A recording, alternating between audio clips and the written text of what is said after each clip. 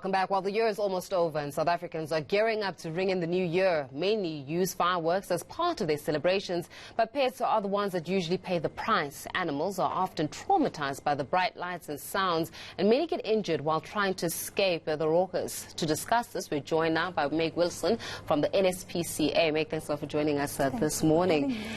It's quite interesting. I mean, I was reading an article about how Platenburg Bay, for example, has completely disallowed the use of fireworks throughout the year. And I mean, when we're looking at the impact that it's had on animals, and we can understand exactly why, are we seeing that many other provinces will follow suit and even other cities? Well, we really hope so. Fireworks seems to be getting a lot worse as the years go on, which is surprising because we have the media and the internet at our fingertips. We know that there are alternatives out there. We know what damage that fireworks can cause, not only to animals, but to people and to the environment as well.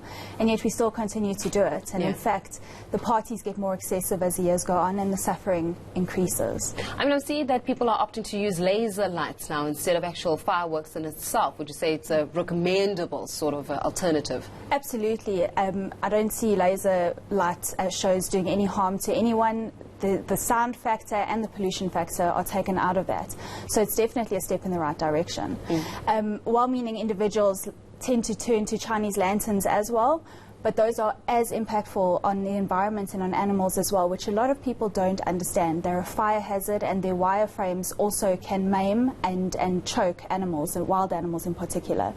I think that people don't necessarily understand the significant impact that actual fireworks have on animals. I mean, unless, of course, you've got a pet at home, then you are able to come face to face with the repercussions of it and just seeing the trauma. But many individuals will say, why are we making such a big deal out of nothing, and would actually, you know, opt to even have fireworks in itself and enforce that right to have fireworks. And let's talk a little bit about the impact on that.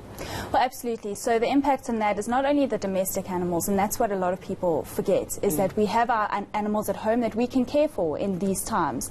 It happens once or twice a year, so why can't we just medicate our animals or keep them safe? But we're forgetting the impact it has on wild animals. A bird, for example, will become disorientated by the noise, fly away from her nest and leave her babies behind, and her babies will starve to death as a result. So the impact that it has on our wild animals is as bad as our domestic animals, if not worse. So, and also when we're looking at how people are also opting to have more public areas where, you know, they will have and attend a fireworks display, is that a better option? In other words, attend the festival so that you can watch the fireworks get displayed instead of doing it at home or from the comfort of your home? I think it definitely reduces the amount of fireworks that are going to be set off, because if a lot of people are in one place, it's just one firework display. However, it still impacts animals, and there are alternatives. So why are we still doing this? Yeah. A lot of times, and especially with the previous years, we'd see a lot of reports coming out about how people were using fireworks for the abuse of animals. Well, either making an animal hold a firecracker or using that kind of mechanism for, I don't know, entertainment, one may say. Are we seeing that that particular activity has declined over the years?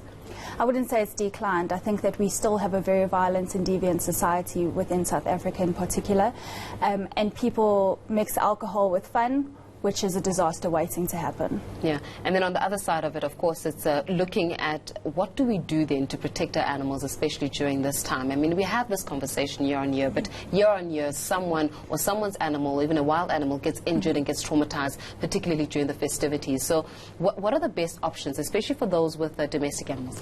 So pet owners should definitely keep their animals inside at night. If you can't keep them inside, then put them into a boarding facility where they'll be cared for. In a room where windows are high, because animals get a fight or flight reaction, so they're either going to become aggressive or they're going to try and run away. And animals have been known to jump through windows to get away from the noise, to jump through palisade fencing and get stuck on palisade fencing because of it. So it's important to keep them in a room that's secure. Try and reduce the noise of fireworks by playing soft music. Ensure that you fed your animals a hearty meal so that they're a little bit more sleepy and relaxed. And if you know that your animal is particularly stressed, go see your vet about getting it medication. And always ensure that your animals are identifiable. So a microchip or a collar and a tag So if they do become lost, your local SPCA can contact you immediately when it comes in. Nick, let me ask you this before I let you go. I mean, when we're talking about the noise and the sound, and I'm saying this because I think, again, we don't necessarily understand the impact of it as much. So an animal will hear a gunshot, and they will not necessarily react as they would when it comes to fireworks in itself. With fireworks, they want to hide and crawl in, and they start howling. But with the gunshot, they go wild, or they want to bark, etc. With the person screaming, there's a different sound. What is it about that sound of a firework that scares an animal? I think it's the impact of the sound. So it's a huge amount of noise, and it's continuous as well. And it's unexpected. I mean, a gunshot is as unexpected, but people will argue that animals can go through thunderstorms. But animals have an instinct. They're instinctually in tune with nature. And some animals do get frights from thunder and lightning. But the point is that this is something we can control. This is not a force by nature. So why are we traumatizing animals and people? We are traumatizing people with fireworks as well.